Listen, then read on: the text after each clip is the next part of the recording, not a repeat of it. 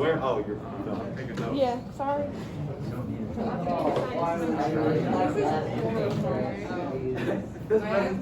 Grace, move your water bottle. For my eye?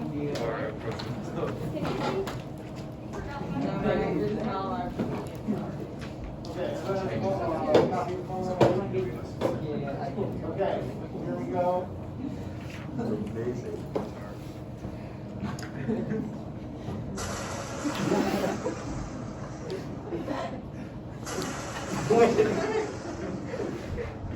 Okay, so ours is over a guy named William Wordsworth, which is the only reason I chose this poem, because his name is awesome. But he was born in 1770 and in England. Both of his parents died at a very young age. He was 13 when I think his mom died last.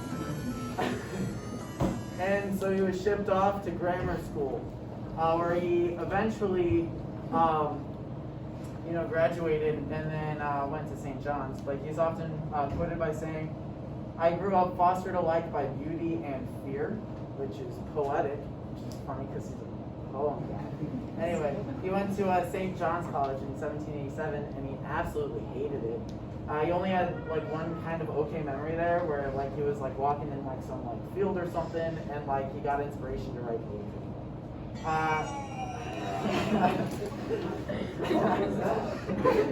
It was Roblox. After he graduated, he partnered up with Samuel Coleridge, who was another poet on the list, and they had a lot of like ambition to write like really like just epics, right? To write like massive poems. So you can like do the slide. So background about the poem. This poem was based on Wordsworth's trip to Scotland with his sister in 1803. The poem was published in 1807.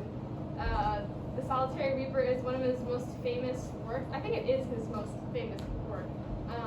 A reaper is a person or machine that harvests crops, by the way. It's not only like the Grim Reaper. There's what like an actual reaper is. I point to it, but that doesn't have a picture of a reaper.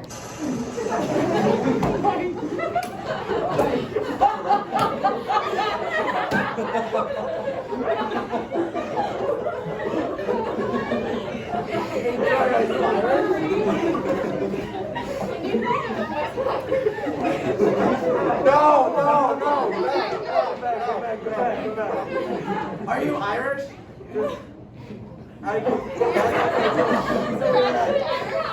He's Irish, everybody. He's Irish. Do you not know Andy Murray? Tennis player, Scottish dude. Okay, now we're gonna do the dramatic reading. So, yeah, anyway. Behold her, single in the field, yon solitary highland lass, reaping and singing by herself. Stop here or gently pass. Alone she cuts and binds the grain and sings a melancholy strain. Oh, listen, for the vale profound is overflowing with the sound.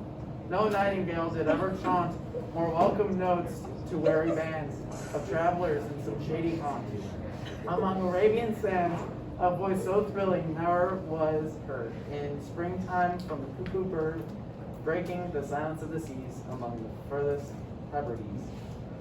Will no one tell me what she sings? Perhaps the plaintive numbers flow for old, unhappy, far-off things in battles long ago. Or is it some more humble lay, familiar matter of today, some natural sorrow, loss, or pain that has been and may be again? Whatever the theme, the maiden sang as if her song could have no ending. I saw her singing at her work and o'er the sickle bending. I listened motionless and still, and as I mounted up the hill, the music in my heart I bore, long after it was heard no more.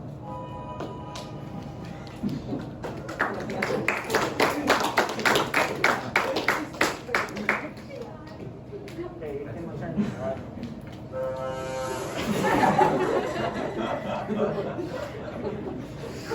You can turn it again. That was the greatest. So, the title, Yes, a reaper's like a person or machine that gathers things. But when we first like looked at the title, and like really the only reason I picked it was because I thought it had to do with death and like being alone in death. You know, the Grim Reaper is someone who harvests souls, so like I thought it had to do with that. So yeah, that's what we did. Also, chess is cool. You can change the slide now. Okay, so What is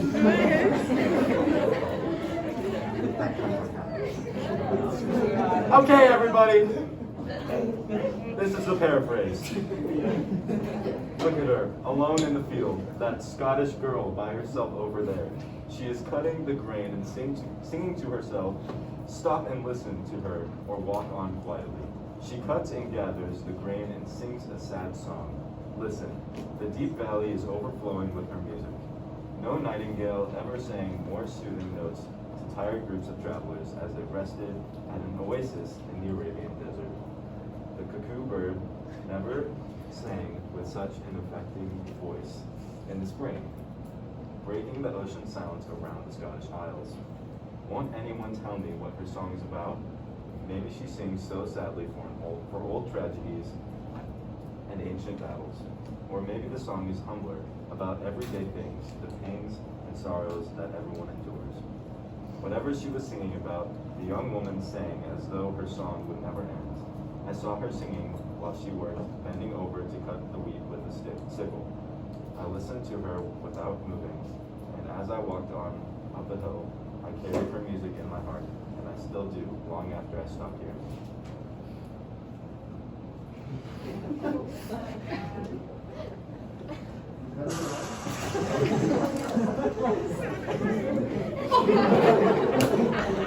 I would like to know before we go into the connotation that I hate Drew from the Property Brothers.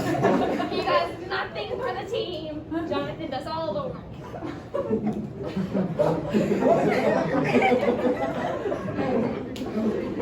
Time's running out. Okay, so the connotation behind among Arabian sands would be referring to the setting of a beach/shore, because it wouldn't be taking place in Arabia because it's a Scottish girl. On line 7, it talks about breaking the silence of the seas, also alluding to a beach/shore, so kind of just setting up the setting. In stanza 3, line 1, will no one tell me what she sings could be referring to, so interpretation of the poem is basically that it's kind of a bird, because it talks about the nightingale in the vale. So it could be, our interpretation was that it would be a bird that doesn't understand the song, but knowing the melody. And also in stanza 4, line 7 through 8, it talks about, it says, the music in my heart I bore long after it was heard no more, birds sang the song even after the poem was gone.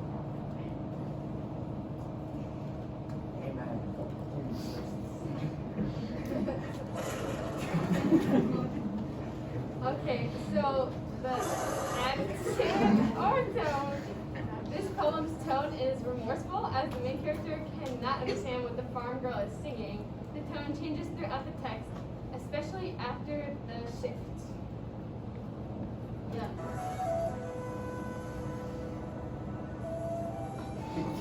Go ahead. Go ahead. The first 2 stanzas of the poem, the point of view is about the woman in the field who is reaping grains, observing the song of a nearby bird. In the final 2 stanzas, the narration takes a turn, focusing on the woman and her song, rather than the bird. Since the poem is still written in first person, one could conclude that the point of view has been shifted to the bird's perspective. And in case you didn't get the joke, this slide is boring because it's a shift in the presentation. Thank you for pointing that out. Oh! Guys, it's Sam here to explain the joke. Yeah, it makes it funnier. So the title Revisited, can you understand my vast disappointment when this poem was not about death? I was so sad. But We were all conspiring, and it seems to be like when the poet put this title on there, it seems to be of like a greater significance, right? But it really was just over a girl caring for the fields, portraying kind of more so the main theme. You can switch the slide now, which we believe is being able to see like the smaller things in life and turning it into something larger than life because of that girl's song and how just infatuated the bird was with it. So, yeah. Next slide. Analysis. The point of view is first person.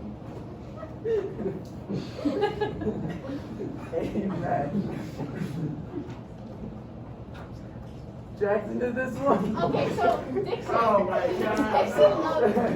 Diction of denotation is the prominent word choice throughout the poem. Wordsworth uses the denotation to further convey the setting and create a more lively environment. The only time Wordsworth chooses to use connotation is in the second stanza, where it talks about the setting in a less direct way.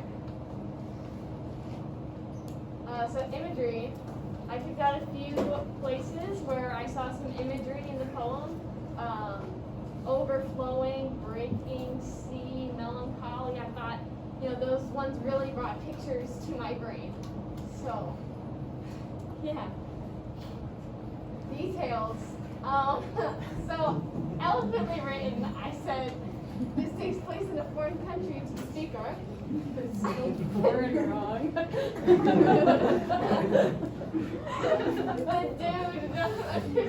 dude refers to the bird. Doesn't understand their language. And he's frustrated.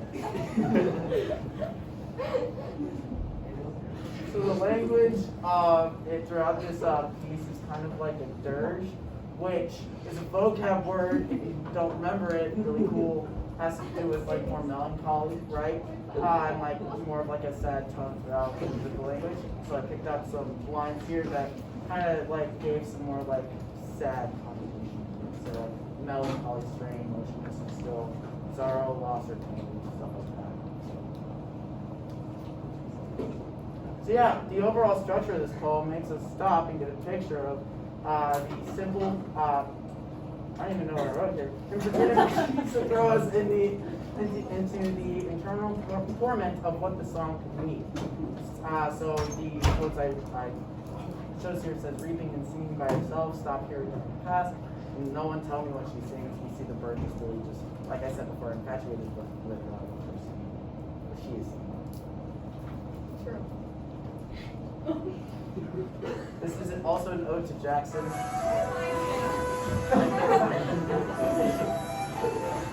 I miss him so much. Anyway,